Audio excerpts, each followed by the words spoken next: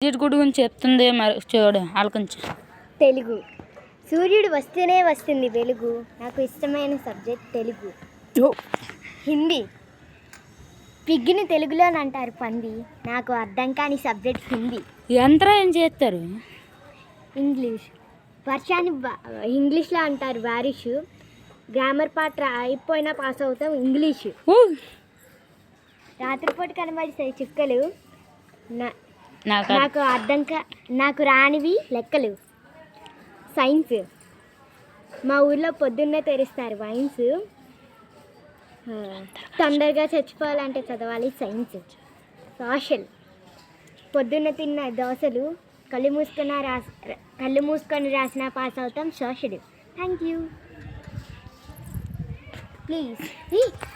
Please subscribe చేసుకోండి. Please subscribe.